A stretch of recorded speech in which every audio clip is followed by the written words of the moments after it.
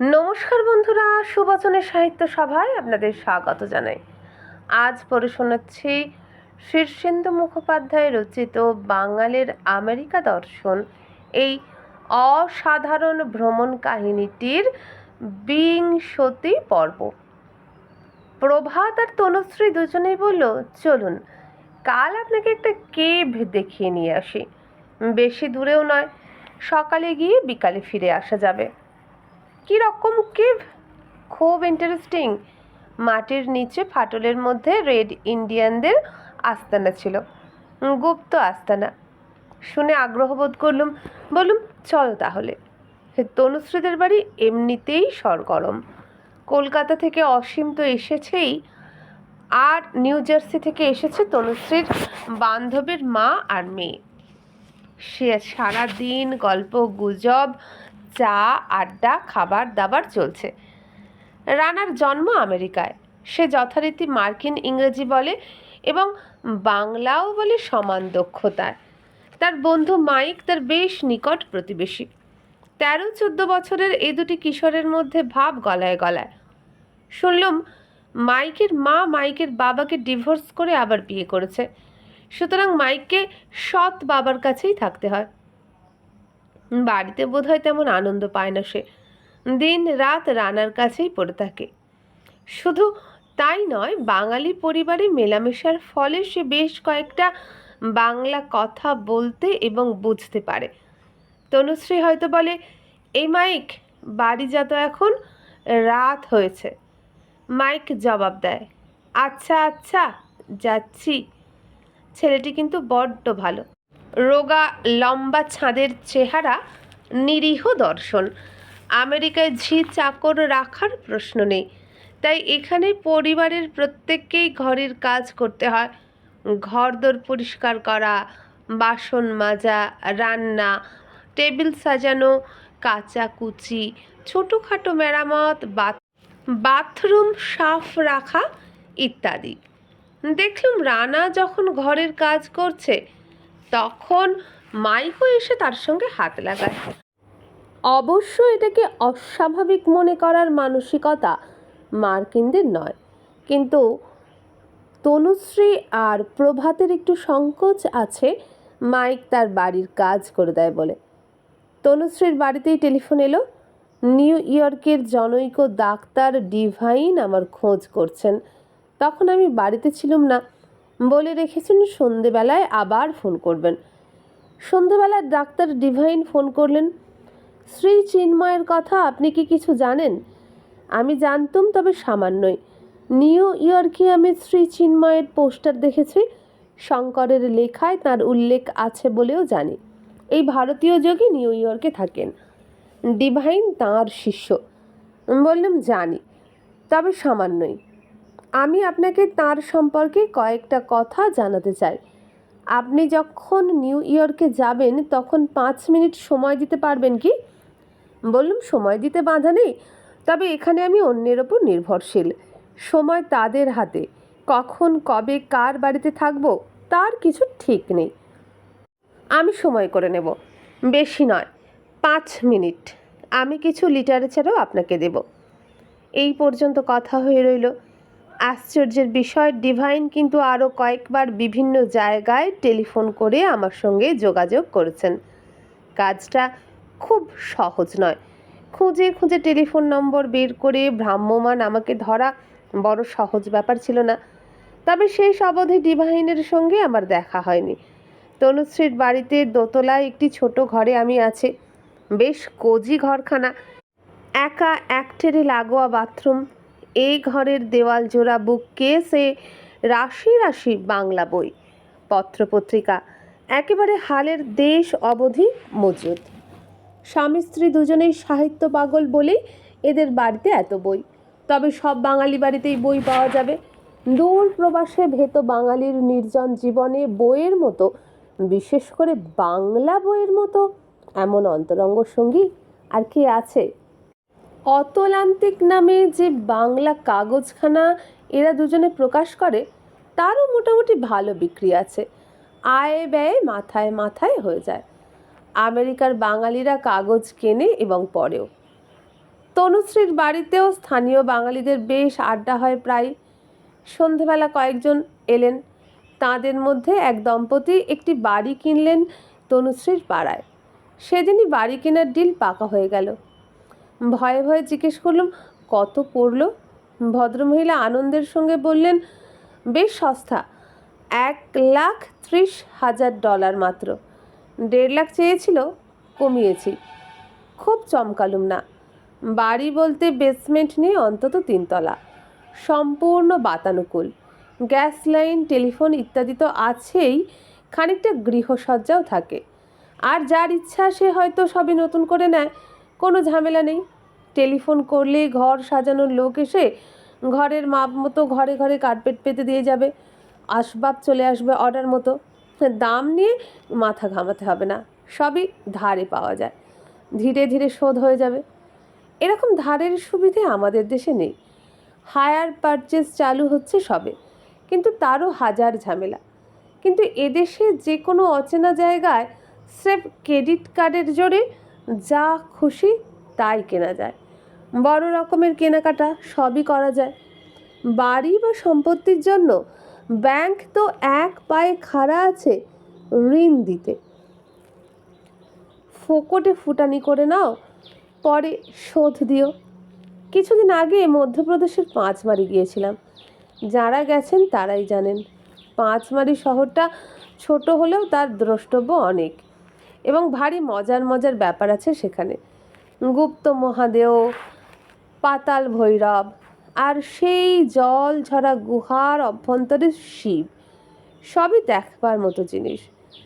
যারা পাঁচমারি দেখেছেন তাদের কাছে ওলানটাঙ্গি ইন্ডিয়ান কেভস হয়তো তেমন বিস্ময়কর হবে না, তবু ওয়াইহো রাজ্যের কলম্বাস শহরে গেলে ওলানটাঙ্গি অবশ্যই দ্রষ্টব্যের মধ্যে রাখবেন, কেননা এর সঙ্গে মার্কিন আদিবাসী রেড ইন্ডিয়ানদের প্রাকৃত জীবনের ইতিহাস জড়িয়ে আছে। এক সকালে মোটা রকম ব্রেকফাস্ট খেয়ে সবাই মিলে বড় গাড়িটায় বেরিয়ে পড়লাম। খানিক দূর হাইওয়ে ধরে গিয়ে তারপর খানিকটা সরু রাস্তায় পড়া গেল। গাছপালা, তৃণভূমিতে মোহাচ্ছন্ন কান্ট্রিসাইড, চোখ মন দুই জুড়িয়ে যায়। আর কি নির্জন, জনশূন্য, মাইলের পর মাইল এলাকা। হঠাৎ ছোট ছোট কিন্তু সমৃদ্ধ গ্রাম্য বসতি চলে আসে। দেখা যায় খামার বাড়ি, তবে এখানে যত্রতত্র গরু বা ছাগল বা ভেড়া চড়তে দেখা যায় না। নেই রাস্তার কুকুরও। হঠাৎ কারো পোষ্য মুরগি উড়ে এসে আপনার গাড়ির বনেটে বসবে না। গৃহপালিতদের জন্য এখানে সযত্নে রচিত তৃণভূমি আলাদা করা আছে। হাঁস, মুরগি, কুকুরকেও এখানে প্রতিপালন করা হয়। তারা যত্রতত্র ঘুরে বেড়ায় না। আর অবাঞ্ছিত বা বিপজ্জনক জীবগুলির জন্য নিশ্চয়ই নিধনযোগ্য আছে, সঠিক জানি না। না হলে রাস্তার কুকুর গেল কোথায়? আমেরিকায় আর একটা অতি পরিচিত জিনিসও চোখে পড়েনি, সেটা হলো টিকটিকি। একটা জায়গায় বেশ বড়সড় একটি লেক দেখলাম। দেখা গেল সেখানে উইকএন্ডে বহু মানুষ নিজস্ব মোটর বোট বা স্পিড বোট নিয়ে এসেছে জলক্রীড়া করবার জন্য। গাড়ির পিছনে ট্রলারে চাপানো নানা ধরনের সেই সমস্ত জলযানকে জলে নামানোর জন্য যান্ত্রিক ব্যবস্থা আছে। অন্তত 30-40টা গাড়ি আনলোড করার জন্য লাইন দিয়ে দাঁড়িয়ে। আমার জন্ম পূর্ববঙ্গে, জলের দেশে, তবুও সেখানে জলের প্রতি এত টান কারো দেখিনি। এরা ছুটি পেলেই সমুদ্রে না হয় কোনো জলাশয়ে ছুটবে জলবাস করার জন্য। মাছ ধরবে, সাঁতার কাটবে, ওয়াটার স্কি করবে। জলকে এরা গভীরভাবে ব্যবহার করে, ক্লান্তি নেই। তোমাদের এরকম বোট নেই কেন প্রভাত? কি হবে দাদা, সারা সপ্তাহে খেটে খুঁটে এনার্জি থাকে না আর। এরা হলো দৈত্যের জাত, এদের কথা আলাদা। প্রভাতের একটু হার্ট প্রবলেমও আছে। তনুশ্রী তাকে লম্বা পাল্লায় গাড়ি চালাতে দিতে চায় না। অবশ্য প্রভাত জোর করেই চালায়। জিজ্ঞেস করলুম, অন্য বাঙালি কাদেরও তো মোটর বোট দেখিনি? না, কারণেই বাঙালিরা ছুটি পেলেই একে অন্যের বাড়িতে গিয়ে আড্ডা মারতে ভালোবাসে। আড্ডা মারার চেয়ে ভালো জিনিস আর কি আছে? কথাটা স্বীকার করলুম। সাহেবদের ধাত আলাদা। সকলেই যে ওরকম হবে বা সকলকেই ওরকম হতে হবে তার কোনো মানে নেই। জলাশয়ের ধারে খানিকক্ষণ গাড়ি থামিয়ে আমরা কাণ্ডটা দেখলাম। লেকটা এমন কিছু আহামরি নয়, তারই বাহার দেখলে অবাক মানতে হয়। এই এক টেরে দূরবর্তী জায়গায় একটা লেকে জলক্রীড়া করার জন্য এরা যে বিরাট বন্দোবস্ত করে রেখেছে সেটা তাজ্জব হয়ে দেখার মতো। দোকানপাট, রেস্তোরাঁ, স্মারক বিপণী সব আছে। জলাশয়ে বোট নিয়ে নামবার দক্ষিণাও আছে। আমেরিকা 1 নম্বর বাণিজ্যিক দেশ। আমরা চলেছি ইন্ডিয়ানস কেভস দেখতে। হাসি ঠাট্টা ইয়ার্কি গল্পগুজবে যাত্রাটি ভারী আনন্দময় হচ্ছে। বাইরে ঝকঝক করছে রোদ, বহুদূর অবধি দৃষ্টিগোচর হচ্ছে। দু একটা বাঁক নিয়ে আমরা একটি আধা শহরের মতো জায়গায় ঢুকে পড়লাম। পার্ক, ফুলের বাগান, ছবির মতো কিছু ঘরবাড়ি। ওলানটাঙ্গি ইন্ডিয়ান কেভসকে কেন্দ্র করে বেশ একটা ফাঁদালো বসতি গড়ে উঠেছে। সব জায়গাতেই পসরা। আমেরিকায় যে কোনো দ্রষ্টব্য বস্তুর জন্য পয়সা ফেলতে হয়, এমনকি প্রকৃতিকেও এরা অতি সাফল্যের সঙ্গে ব্যবসাতে পর্যবসিত করেছে। ওলানটাঙ্গি কেভসে ঢুকতে টিকিট কাটতে হলো। বেশ বড়সড় সাজানো একখানা হলঘর হলো রিসেপশন। নিকট কাউন্টার থেকে টিকিট কিনে আনলো প্রভাত। তারপর আমরা এক দঙ্গল ট্যুরিস্ট একটি অতি সুন্দরী তরুণীর পিছু পিছু ভূগর্ভে নামতে লাগলাম। সংকীর্ণ খাড়া নয়, সিঁড়ির মতো ধাপ কাটা আছে, কিন্তু বেশ অস্বস্তি হয়। ভেতরে যথাযথ আলোর ব্যবস্থা করা আছে।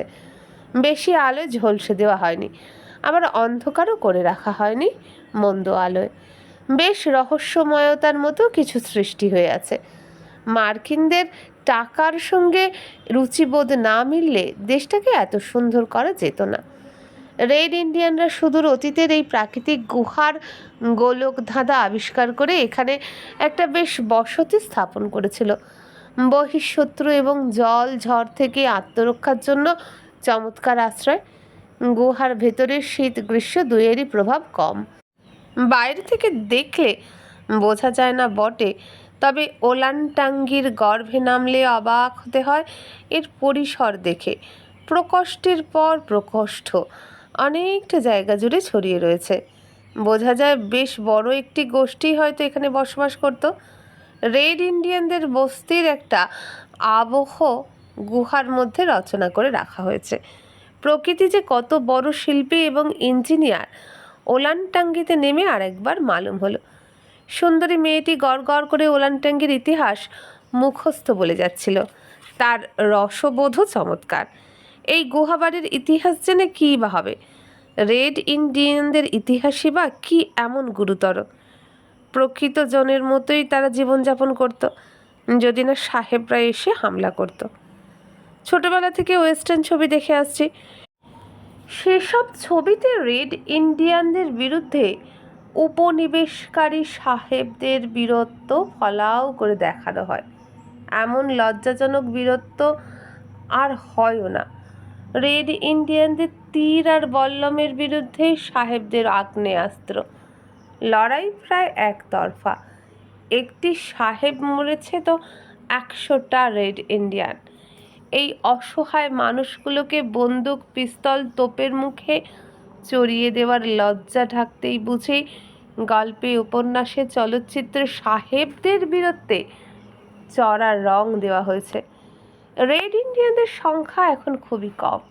বেশিরভাগ অবশ্য আর্য জনতার সঙ্গে মিশে গেছে। এটা যে একদিন তাদেরই দেশ ছিল এ দাবিও এখন তারা আর করে না। না, রেড ইন্ডিয়ানদের আজকের মার্কিন সমাজে আর আলাদা করে চেনা যাবে না। তবে এই সহজ সরল ভূমিপুত্র ও ভূমিকন্যাদের ওপরে সাহেবরা যে বর্বরের মতোই হামলা করেছিল তাতে সন্দেহের অবকাশ নেই। ওলানটাঙ্গি গুহার গোলক ধাঁধায় ঘুরতে ঘুরতে আমরা একটা জায়গায় এলাম যেখানে প্রকৃতির খেয়ালে গুহার ছাদ থেকে নিম্নমুখ তরোয়াল, বল্লম ইত্যাদির মতো তীক্ষ্ণমুখ স্ট্যালাকটাইট ঝুলে আছে। দেখে গা শিরশির করে। এই বুঝি মাথায় খসে পড়ল। সেই সুন্দরী গাইড আমাদের ঠিক ওই স্ট্যালাকটাইটের তলায় দাঁড় করিয়ে নিজে একটু তফাতে পরিচ্ছন্ন ছাদের নিচে দাঁড়িয়ে বলল, আপনাদের মাথায় ওই বিপজ্জনক জিনিসগুলি যখন খুশি খসে পড়তে পারে। সেই জন্যই you are there and I am here. হাসির রোল উঠল। এরপর ভূগর্ভ থেকে ফের সংকীর্ণ বিপজ্জনক অসমান সিঁড়ি বেয়ে ওপরে উঠে আসা। ওলানটাঙ্গি সুড়ঙ্গের মতো ব্যাপার পাঁচমারিতেও আছে। ভারতবর্ষের উত্তরাঞ্চলে হিমালয় তো আছে, কিন্তু তা নিয়ে এমন আকর্ষক ভ্রমণ কেন্দ্র তৈরি করার কথা এদেশে ভাবা যায় না। পরদিন আমাদের নায়াগ্রা যাবার কথা। আড্ডাটা একটু কম করে রাতে তাড়াতাড়ি বিছানা নেওয়া গেল। একটু সকাল সকাল বেরিয়ে পড়লে ওয়াইহো রাজ্যের সীমানা ডিঙিয়ে গোটা নিউ ইয়র্ক রাজ্যটি পেরিয়ে আমেরিকার উত্তর প্রান্তে নায়াগ্রায় বেলাবেলি পৌঁছানো যাবে। ফলথ্যাস থেকে নায়াগ্রার দূরত্ব যা, সেই দূরত্ব আমাদের দেশের রাস্তায় মাত্র কয়েক ঘন্টায় অতিক্রম করার কথা ভাবাও বাতুলতা।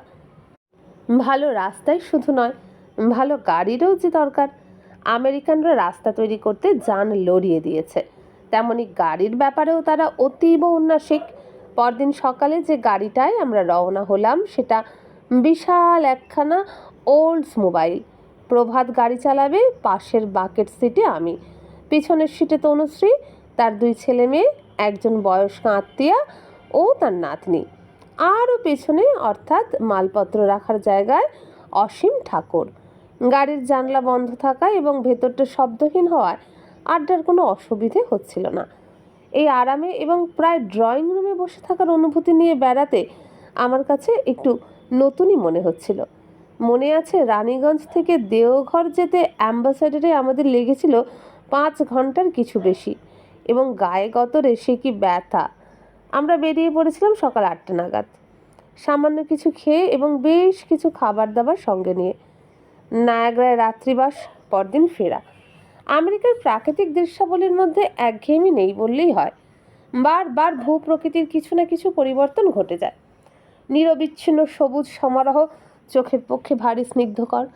নায়াগ্রা যাওয়ার পথে যা আমাকে সব থেকে অবাক করে দেয় তা হলো ইরি লেক। এই প্রাকৃতিক জলাশয়টি যে কি বিশাল তা অবাক হয়ে ভাবতে হয়। বলতে কি, আমাদের যাত্রাপথের প্রায় সিকি ভাগ জুড়েই ছিল এই জলাশয়টি। তারই ধার দিয়ে বিশাল রাস্তা। প্রভাতকে জিজ্ঞেস করলাম, এত বড় লেক কি আরও আছে? হ্যাঁ, ইরির চেয়ে বড় লেক 3-4টে আছে। চিল্কাও বড়, কিন্তু চিল্কা ব্যাক ওয়াটার, সমুদ্রেরই অংশ। ইরি তা নয়। সময় থাকলে ইরিতে একটু নৌকা বিহার করা যেত। এই রাস্তায় বাফেলো শহরটি বড় শহর। আমরা শহরে আর থামিনি। আমেরিকায় সব শহরই অল্প বিস্তর একই রকম, কাজেই শহরের আলাদা বৈশিষ্ট্য তেমন কিছু নেই। কখনো কখনো পথ থেকে একদিক ধরে নেমে গিয়ে পান্থশালায় চা খেয়ে বাথরুম সেরে আবার রওনা হওয়া। গাড়ির মধ্যে আড্ডা, লঘুতন্দ্রা ইত্যাদি পর্যায়ক্রমে চলছিল। অপরাহ্নে রাস্তা ক্রমশ চওড়া হতে লাগলো এবং সামনে বেশ বড়সড় পরিসর জেগে উঠল। বোঝা যাচ্ছিল নায়াগ্রা আর দূরে নয়। 3:30-4টে নাগাদ আমরা নায়াগ্রার কাছাকাছি পৌঁছে গেলাম। নেমেই বুঝলাম এখানে আমেরিকার মতো গরম নেই, বরং বেশ শীত শীত করছে। গরম জামা আনিনি। সন্ধ্যের পর শীত করলে কি করব ভেবে পাচ্ছিলাম না। প্রভাত আর তনুশ্রী আমাদের গাড়িতে বসিয়ে রেখে হোটেলে ঢুকলো ঘর ঠিক করতে। বেশ সময় নিচ্ছিল ওরা। আসলে এই সময় নায়াগ্রায় দর্শনার্থীদের বেশ ভিড়, কাজে অনেকক্ষণ সময় লাগলো ঘর ঠিক হতে। মালপত্র নিজেরাই টানাটানি করে লিফটে তুললাম। 5 বা 6 তলার ওপর পাশাপাশি 3খানা ঘর পাওয়া গেল। একটায় আমি আর অসীম, অন্য দুটোয় বাকিরা। অসীম প্রবল সাহিত্যানুরাগী, খোঁজ খবরও অনেক রাখে। তার সঙ্গে কথা বলে বেশ ভালোই লাগে। অসীম তবলাও বাজায়। খুব নম্র প্রকৃতির এই ছেলেটি যাদবপুর বিশ্ববিদ্যালয়ের গ্রন্থাগারে কাজ করে। পরের জন্য কাজ করার নেশাও তার আছে। সমস্যা দেখা দিল অসীমকে নিয়েই। হোটেলের জিনিসপত্র রেখে যখন আমরা নায়াগ্রার প্রাথমিক দর্শনে গিয়ে নায়াগ্রা নদীর ব্রিজের মুখে হাজির হলাম, তখন জানা গেল ওখানে ভিসা করা যাবে না। ভিসার জন্য আমাদের যেতে হবে কাছাকাছি কোনো শহরে, অর্থাৎ বাফেলোতে। নিউ ইয়র্কে আমার কানাডার ভিসা করাই আছে, আর কারোরই কোনো সমস্যা নেই, কিন্তু অসীমকে ছাড়া আমরা ওপাশে যাই কি করে? সুতরাং প্রভাত অসীমকে গাড়িতে করে নিয়ে রওনা হয়ে গেল। আমরা ইতিউতি পদচারণা করতে লাগলাম। নায়াগ্রা সম্পর্কে বিস্তারিত বলতে যাওয়াটা বাড়াবাড়ি। পাঠ্য বই থেকে শুরু করে সিনেমা এবং ডকুমেন্টারিতে ছেলেবেলা থেকেই আমরা নায়াগ্রার ছবি দেখে ও বিবরণ পড়ে অনেক কিছু জেনে আসছি। আমেরিকার দিক থেকে নায়াগ্রার দৃশ্য এত ভালো দেখা যায় না যতটা কানাডার দিক থেকে দেখা যায়। যাদের পয়সা আছে তাদের জন্য নায়াগ্রার ওপর দিয়ে অবিরল হেলিকপ্টারের টহল চলছে। একটা জলপ্রপাতকে নিয়ে যে কি বিপুল ব্যবসা তা আমাদের মস্তিষ্কে উদ্ভাবিত হওয়া সম্ভব নয়। খোলা জায়গায় কেবলমাত্র টি শার্ট পরে বেশ ভালোই শীত করছিল আমার, কিন্তু কিছু করার নেই। ভরসা এই যে চট করে সর্দি কাশি হওয়ার ধাত নয়। তবু শীতটা ভালোই তীব্র এবং যত বিকেলের দিকে বেলা গড়াচ্ছে ততই শীত বাড়ছে। মনে নেই, বোধহয় ঘন্টা 2-2.5 একটু আদ্র পায়ে হেঁটে গল্প করে সময় কাটানোর পর প্রভাত আর অসীম ফিরে এলো। হ্যাঁ, ভিসা হয়ে গেছে। এই ভিসা হয়ে যাওয়ার ব্যাপারটাও তাজ্জব। এত দ্রুত এসব ফর্মালিটি এদেশে সমাধা হয় বোধহয় ব্যবসায়িক কারণে। সে যাই হোক, ভোগান্তি যে হয়নি ওইটাই আসল কথা। বিকেলের আলো তখনও একটু ছিল। আমরা নায়াগ্রার ওপর বিশাল ব্রিজটা পেরিয়ে কানাডার দিকে নায়াগ্রা ফলস শহরে ঢুকলাম। দুদিকের শহরেই হোটেল ও অতিথি নিবাস, দোকানপাট ইত্যাদি ছড়াছড়ি। কানাডার দিকে কিছুটা বেশি। প্রপাতের কাছাকাছি জায়গাটা চোখ ধাঁধানো রকমের করে সাজানো, রেলিং দিয়ে ঘেরা, পাথরে বাঁধানো বিশাল চত্বর, শপিং মার্কেট থেকে সমস্ত রকম ব্যবস্থা। যারা জলপ্রপাতের একেবারে নিচে গিয়ে দেখতে চান তাদের জন্য লিফট আছে, গা মাথা ঢাকার জন্য ওয়াটারপ্রুফ আছে। সন্ধ্যা হতে না হতেই শুরু হলো নায়াগ্রার পতনশীল জলের ওপরে নানা রকমের আলোর খেলা। কয়েক বছর আগে মহীশূরের বৃন্দাবন গার্ডেন্সে গিয়ে দেখেছিলাম সেই সুন্দর উদ্যানে সন্ধ্যের পর রুচিহীন লাল নীল আলোর অত্যাচার। এখানেও তাই হলো। নায়াগ্রাকে রাতে দৃশ্যমান করতে একটা জোরালো সাদা আলোর প্রক্ষেপই যথেষ্ট ছিল। ওরকম নানা রঙের আলো ফেলার কি দরকার? ব্যাপারটা সুন্দর তো হলোই না, বরং একটা গম্ভীর ও বিপুল জলপ্রপাতকে নিয়ে যেন ছেলে মানুষই মশকরাই করা হচ্ছিল। নায়াগ্রায় এই সময় বিপুল পর্যটকের সমাবেশ।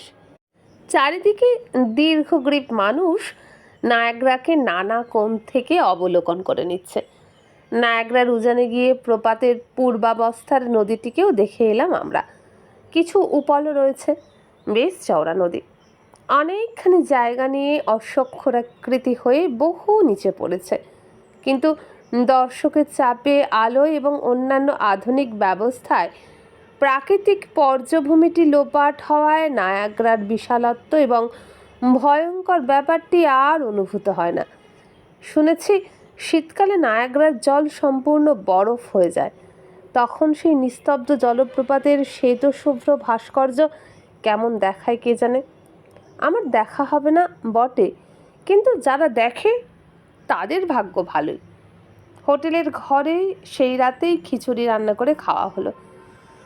চাল ডাল হিটারে প্রেসার কুকারে চাপানো হয়েছিল বোধহয়, কিন্তু লোক সংখ্যা বেশি হয় চাল ডালের পরিমাণের সঙ্গে জলের পরিমাণ খাপ না খাওয়ায় সেদ্ধটা একটু কম হয়েছিল, কিন্তু খারাপ লাগেনি খেতে।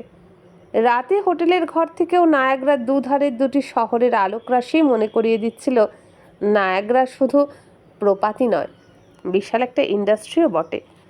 সকালে আলোয় ফের পোল পেরিয়ে কানাডায় ঢোকা গেল। চারদিকে অজস্র দর্শনার্থী।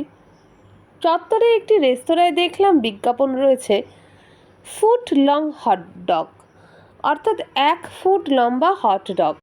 মাসখানেকের আমেরিকা সফরে আমি হটডগ হ্যামবার্গার চাখিনি বটে, কিন্তু দেখেছি বহুবার।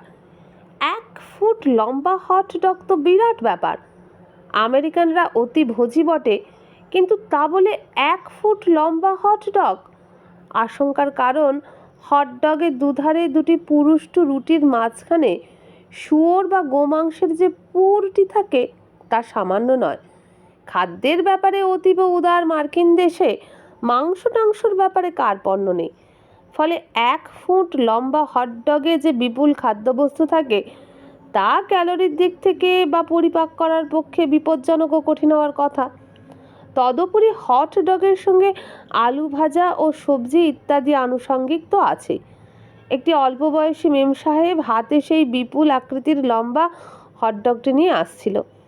সেটি দেখেই আমি বাংলাতেই বলে ফেলেছিলাম, বাপ রে, এত বড়টা খেতে পারবে। মেম বাংলা বোঝেনি, কিন্তু বোধহয় ভাবটি বুঝেছিল। লজ্জাও পেল একটু।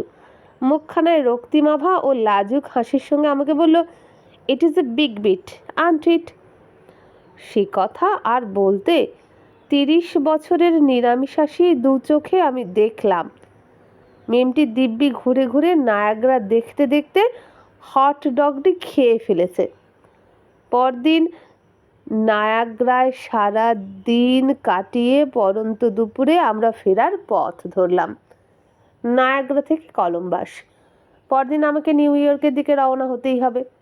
ফেরার পথেও আড্ডা, গল্প, সাহিত্য, নানা বিষয়ে কথাবার্তা হলো। কলম্বাসে ফিরতে একটু রাত হয়ে গেল। খেয়ে ঘুম। পরদিন তনুশ্রী নিয়ে গেল সুপার স্টোরে। অতিকায়, বহুতল, সব পেয়েছির দেশ। এই সুপার স্টোরটি আবার সারা বছর প্রতিদিন 24 ঘন্টাই খোলা থাকে। কেনার তেমন কিছু নেই, কিন্তু অজস্র জিনিস দেখে বেড়ানোর মধ্যেও একটা উপভোগ্যতা আছে। আমি গরিব দেশের মানুষ। আমাদের দেশের কোনো জিনিসেরই এত দোকান আর এত জিনিস একসঙ্গে দেখার কল্পনা আমাদের নেই। কি নেই এসব সুপার স্টোরসে, সেটাই গবেষণার বিষয়। কনজিউমার্স মার্কেট বলে খদ্দের টানার সমস্ত রকম পদ্ধতি এরা গ্রহণ করে থাকে। সবচেয়ে বড় কথা, উত্তম পণ্য এবং ন্যায্য দাম। তাছাড়া সেল তো আছেই। ক্ষয়িষ্ণু ডলারের পুঁজিতে আর থাবা দিতে মন সরছিল না, তাই খুব যৎসামান্য কেনাকাটা করেছিলাম। তনুশ্রী অবশ্য তার প্রয়োজনীয় কেনাকাটা সেরে নিল। দুপুরে তনুশ্রীর বাড়ির পেছন দিকে একটা ছোট্ট বারান্দার মতো জায়গায় বসে আমার একটা দীর্ঘ সাক্ষাৎকার নিল অসীম আর তনুশ্রী অতলান্তিক পত্রিকার জন্য। আমেরিকা ভ্রমণের শেষ পর্বে এসে গেছি প্রায়। আর কয়েকদিনের মধ্যেই লন্ডন হয়ে কলকাতা ফিরব। ঝকমকে আমেরিকা থেকে ফিরে মিনমিনে কলকাতা কেমন লাগবে? আশ্চর্য, আমাদের মনের পক্ষপাত। কলকাতার কথা মনে হলেই যেন প্রাণ আনচান করে। অবশ্য সেখানে আমার পুত্রকন্যা, বন্ধু বান্ধব, আত্মীয় স্বজনরা আছেন। তাছাড়া কলকাতারই এক আশ্চর্য আকর্ষণ কিন্তু সর্বদা আমাকে টানে। কলকাতার প্রতি আমার দুর্বলতা বহুকালের। কৈশোরকালে নানা সুন্দর দৃশ্যাবলী সমন্বিত চমৎকার সব জায়গায় থেকেছে, কিন্তু বরাবরই একটা অস্পষ্ট ইচ্ছে ছিল একদিন পাকাপাকিভাবে কলকাতায় থাকব। আজও কলকাতাকে আমার ত্যাগ করতে ইচ্ছে করে না, যতই গ্রাম্য হোক। কলকাতার মতো বৈচিত্র্য আর কোথায় আছে? পরদিন সকালেই মন একটু খারাপ। আমেরিকায় জীবন একটু নিঃসঙ্গ। বন্ধু বান্ধব নিয়ে আড্ডার পরিবেশ এখানে সহজে তৈরি করা যায় না। দূরত্ব আছে, কর্মব্যস্ততা আছে। তাই এখানে কারো বাড়িতে কেউ এলে যেমন একটা খুশিয়াল ভাব তৈরি হয়, চলে যাবার সময় আবার তেমনই বিষণ্ণতা আসে। পরের দিনে বিকেল 6টায় গ্রে হাউন্ড বাসে চেপে ভোরে নিউ ইয়র্ক পৌঁছাবো। পড়ু অর্থাৎ প্রবীরের সঙ্গে টেলিফোনে কথা হয়ে আছে। সে আমাকে সকালে বাস আড্ডায় নিতে আসবে। তার বাড়িতে সারাদিন কাটিয়ে রাতেই ফের নিউ ইয়র্কে সুপ্রিয়র বাড়িতে রওনা। পড়ুর বাড়ি নিউ ইয়র্ক শহরে নয়, নিউ ইয়র্ক রাজ্যের ছোট্ট এক শহরে। বন্ধুরা, এখানে শেষ করলাম আজকের 20 পর্ব। কেমন লাগছে কমেন্ট করে জানাবেন। যদি ভালো লাগে একটা লাইক করবেন, বন্ধুদের সাথে ভিডিওটা বেশি বেশি শেয়ার করবেন।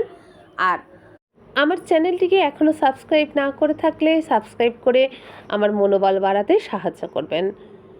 আর এরকমই আরও গল্প শুনতে চাইলে এই ভিডিওর নিচে যে বার আছে, যেখানে আমার চ্যানেলের নাম লেখা আছে, সেখানে ক্লিক করুন। খুলে যাবে চ্যানেলের হোমপেজে গেলে পাবেন প্লেলিস্টে পাবেন আমার সমস্ত গল্প। তাহলে সেগুলো শুনুন যতক্ষণ না নতুন গল্প আনি। আজকের মতো বিদায় নিলাম। নমস্কার।